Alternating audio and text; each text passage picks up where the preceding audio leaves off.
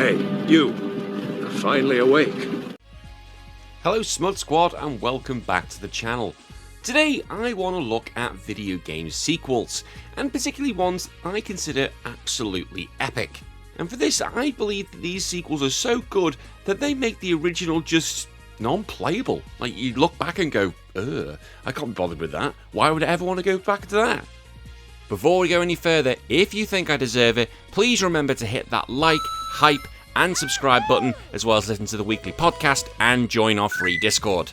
And as I always have to say, this is me, I'm making this decision. Some of you are going to be shouting at me going, where's this, and I will hear this, and I know my rules of what I consider an epic sequel are very loosey-goosey. That's fine, but just give me the crap in the comments. That's what I like.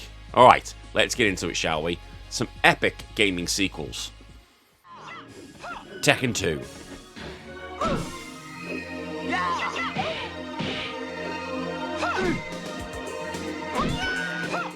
Now, Tekken 2 picks up after the first King of Iron Fist, with Kazuya Mishima now in control of Mishima Zaibatsu after defeating his father Heihachi. Now, rather than becoming a hero overcoming a lifetime of abuse, no, Kazuya becomes an absolute dickhead and transforms into an even more ruthless and corrupt leader than his father, basically becoming the devil. Although I know the devil was in the first one. Shut up, I know the lore of Tekken. Now, one of the biggest strengths of Tekken 2 was its greatly expanded roster.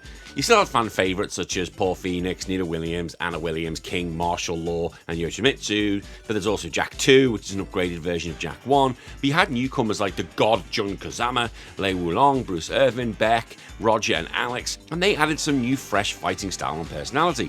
And the larger cast made the game feel far and more ambitious and gave people a greater variety of characters to master. You had Jun Kazama, that's all you need in a video game. And a kangaroo and a velociraptor with boxing gloves, what more can you ask for? The story itself was a mass improvement over the first one, because Tekken 1 just provided only basic motivations for the characters, where Tekken 2 offered developed storylines and memorable endings. The official story is that Heihachi actually does win Tekken 2 and basically decides to throw his son into a volcano, because of course. But this ending not only concludes the conflict between the father and son, but also laid the groundwork for the dramatic events that would unfold in the next game, Tekken 3. And some of you are going to be going, well, why is this not in here? Because the jump from Tekken 1 to Tekken 2 is much bigger than it is from Tekken 2 to Tekken 3. That's my argument. I know Tekken 3 is the better game, I'm not disputing that. Now, many fans consider Tekken 2 vastly superior to Tekken 1 because it did improve about every aspect of the original game. Like, Tekken 1 does deserve the credit for pioneering 3D fighting games along with Virtual Fighter and Virtual Fighter 2, but Tekken 2 just made it go woof, and Tekken 1 just feels primitive. In that, the character slow-mos were slower and less fluid, the animations are rough, and they were really jumpy with their jumps. Whee! Tekken 2 addressed these issues with smoother controls, improved responsiveness, hit detection, and more polished gameplay. Also, the character models just looked so much better. Like, they just felt great. Like, Tekken 1 just feels like it's basically putting the ideas together, whereas Tekken 2 just feels like it's fully matured. More time in the oven has been spent. But many fans will see this as the game that basically established Tekken as the powerhouse that it is. It also had amazing box art, and it was the first ever game I played in a PlayStation 1, so it's always going to be here.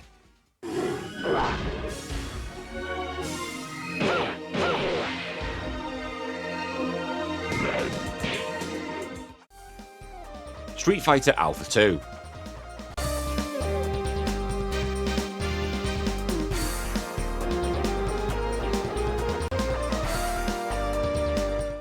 So I brought Street Fighter in here, and you might hear it again later. I don't know why, you might do. Street Fighter Alpha 2 is the second game in the prequel series.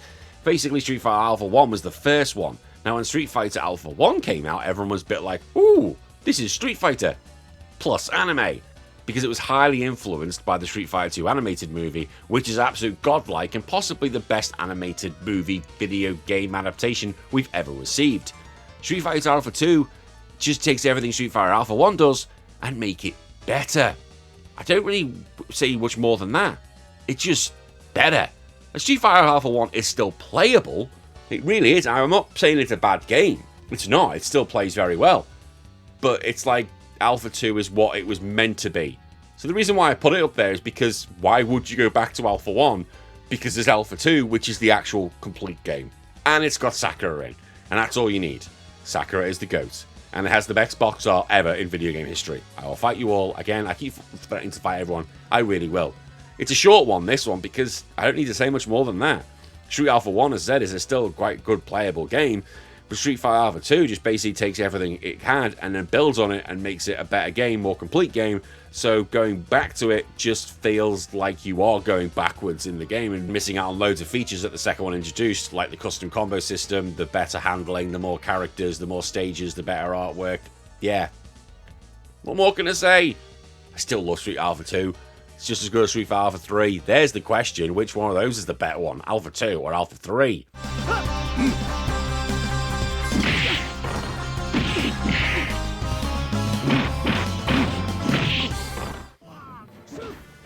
Soulcalibur.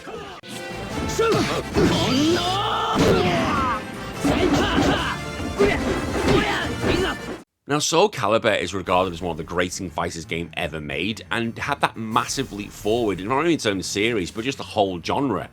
Now, this was released in arcades in 1998 and then eventually came over to Sega Dreamcast a year later, and it was a sequel to Soul Edge, or Soul Blade as it was known to me. And the story revolved around the legendary cursed sword, the Soul Edge, a weapon of big power and corrupt anyone who uses it. Warriors all around the world want to get that weapon because they either want to destroy it or they want to have it for themselves. Most of the characters did come from Soul Blade and Soul Edge to Soulcalibur. I'm just going to say Soul Blade, it's just so much easier and comparing them. Shout at me at the comments, it's fine. But they also had new characters in Soulcalibur such as Ivy, who made a statement with her amazing whip. Yes, the whip.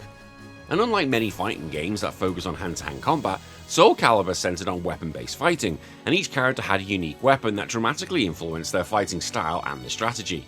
The story basically continues straight on after Soul Blade, where they're basically going after Nightmare, who might have been one of the good guys from the first game. Yeah, I know some of the Soulcalibur lore as well. While Soul Blade did introduce the concept of weapon-based 3D combat, Soulcalibur made it 10 times better. It was smoother, faster, and more balanced experience. The character's movement was just so much more fluid than it was, and attacks just felt like they were naturally hitting. It's similar to the relationship of Tekken 1 and Tekken 2, where the jump was just so big. It was unbelievable, like that Soul Blade was even the one that came before. It's like, why would I go back and play that? Soulcalibur's just where it is. A major innovation that was brought in was the introduction of the 8-way system, which allowed players to move freely in all sorts of directions around the arena. Now, although movement was in Soul Blade, Soulcalibur just perfected it, and they built the whole gameplay experience around the thing. This gave fighters a really unique sense of freedom and strategy, and you could even sidestep attacks or use a sidestep move. So bloody cool. Also, the graphics. Oh, the graphics! Like, the Dreamcast version just looks... It's even better than the arcade version. And the Dreamcast version is the superior version than the arcade one. Like, how do you take a game that's already pooing on the PlayStation version to making it even better on the home console? Well, it did, because there were so many modes to keep you going. Like, you could play online if you want, but you just want to do this one player mode and just have to time your bloody life.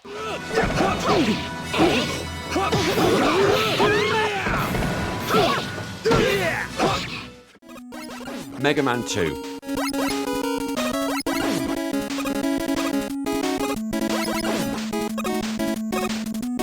Now, Mega Man 2 is often regarded as not only the best game in the classic Mega Man series, but also one of the greatest games ever released for the NES, so of course this had to be on there because the original Mega Man never gets a sniff on that list.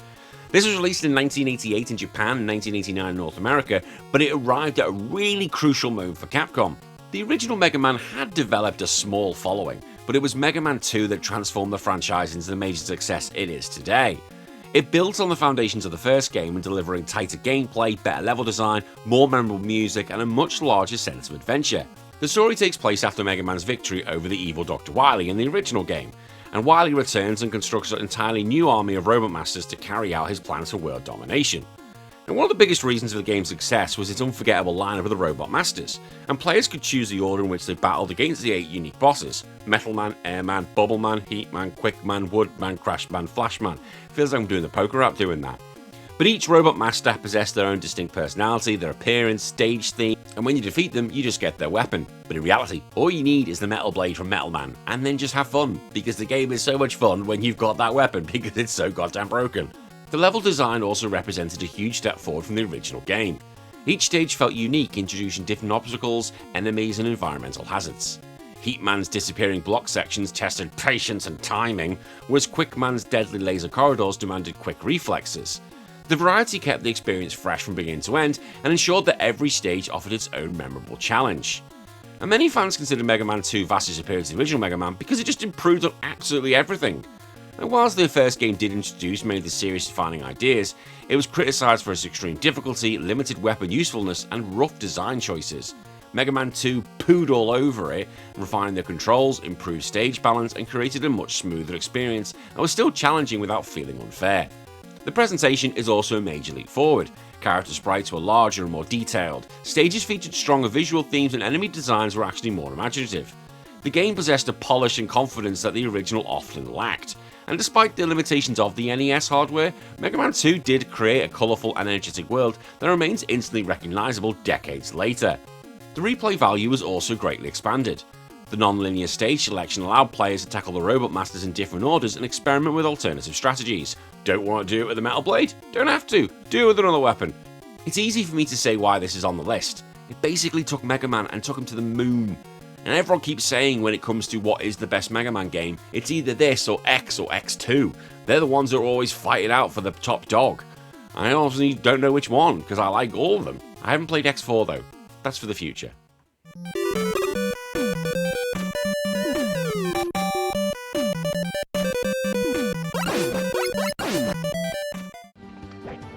Super Smash Bros. Melee.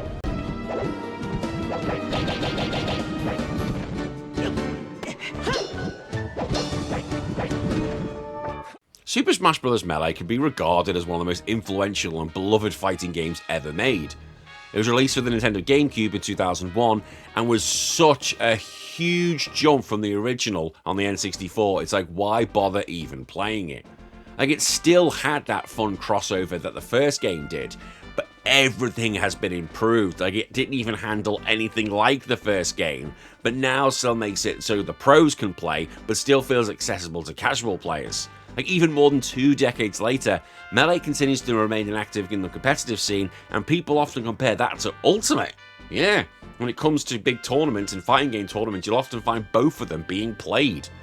Like, the system is pretty simple, like all the characters return from the first game, but they introduced a whole load of newcomers like Princess Peach, Bowser, Zelda, Ganondorf, Ice Climbers, Marth and Roy. Who the fuck are Marth and Roy?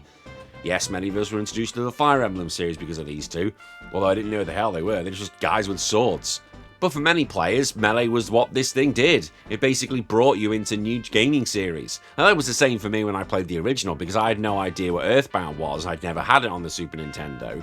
So for a lot of people, they might not know what Fire Emblem was. They might not know what Ice Climbers was. And this is where Smash Bros. Just became so good, because it introduced us to so many different Nintendo franchises, and then eventually, as we know the series does, everyone seems to get to play. One of the greatest strengths about Melee is its personality of its roster. Like, every character felt distinct, they all had their strengths, they all had their weaknesses, although in reality we all know it's just basically pick Fox McCloud and go, hi-ya, hi-ya! I can't do the clicking noise for the shield and hi-ya, hi-ya, hi-ya! That's all this game is. That's the best way of saying it, because he's broken in this game. And like I said before, Melee improves on every single element of the original on the N64. Like, N64 was just a pipe dream, it was a concept on paper. It wasn't even sure if it was going to work, that's why it wasn't originally going to come outside of Japan, but it did so well, they decided to put it to everywhere else in the world, and it did really well. But when it comes to the gameplay, you try and play both, oh my god, it feels so different. It's like, are these even the same game? Like, Pikachu was broken in the first game, he ain't here. Yeah, Pikachu now handles like he normally does, he's nowhere near as good as he was in the first one. But the character model's got a big upgrade as well. Like, let's be honest, the N64 ones, they're very blocky and kind of go, But here on the GameCube, they felt perfect. And they still hold up even today. Again, it's a GameCube game, but those character models look absolutely superb. It's hard for me to go on more about how good this game is, because Melee is the basis for all of the Smash Brothers.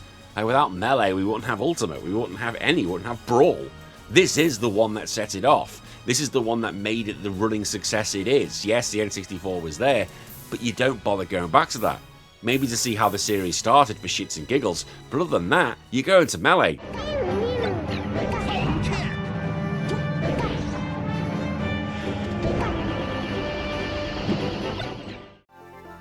Dragon Ball Z Legacy of Goku 2.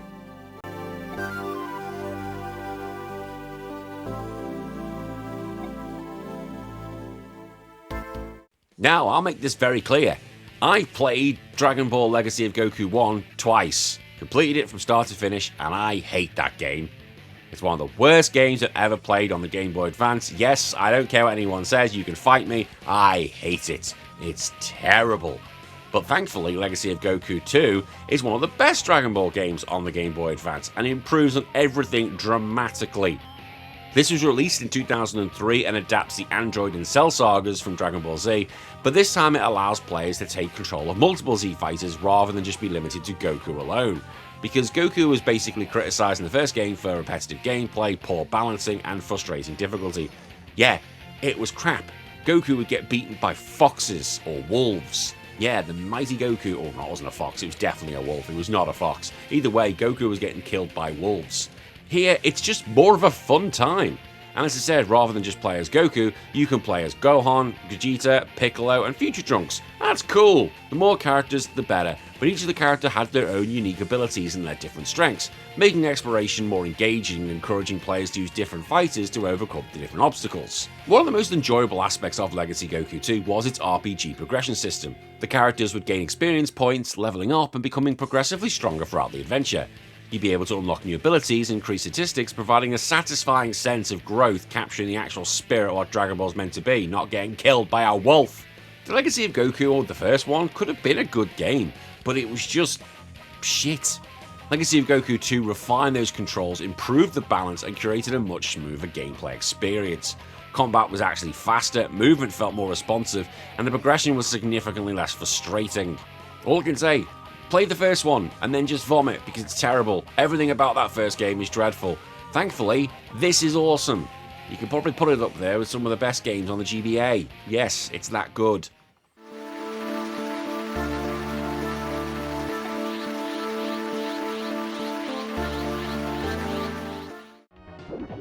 And finally, Street Fighter 2. Hadouken! Hadouken! Hadouken! Hadouken! Hadouken! I did say I was going to talk about Street Fighter 2, well I was always going to talk about it.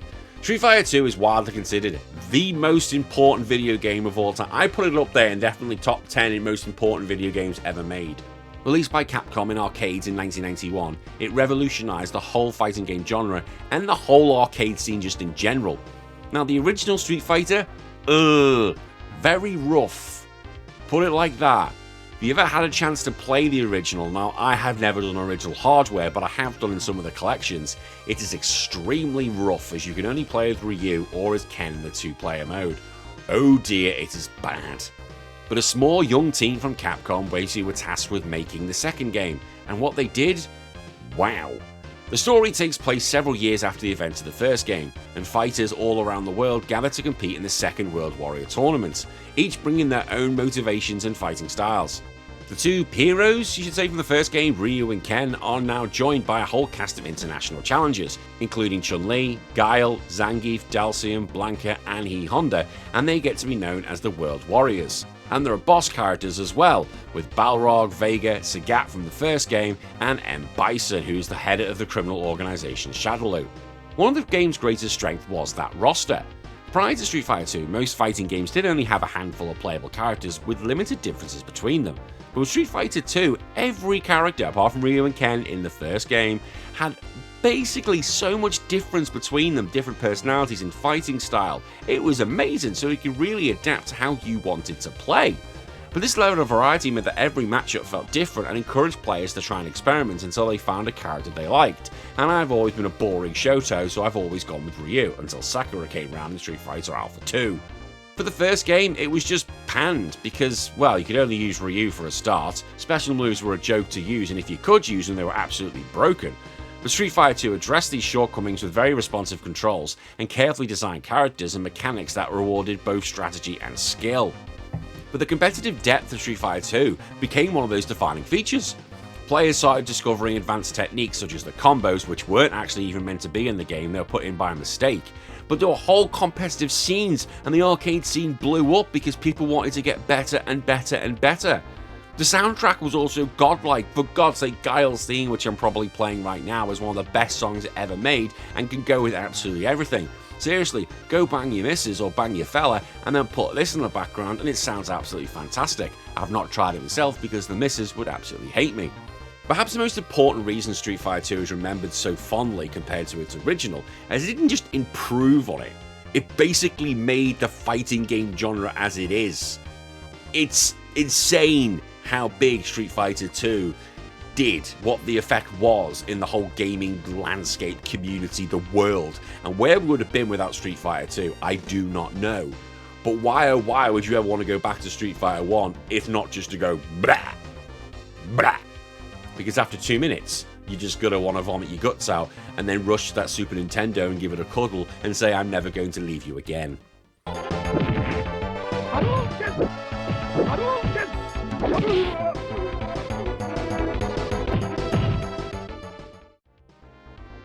And that's it. Some epic sequels that I think we all need to talk about. And I can guarantee some of you are going to be angry and going, where the hell is this game? Where the hell is this game? Well, let me know why I should have talked about it in the comments below.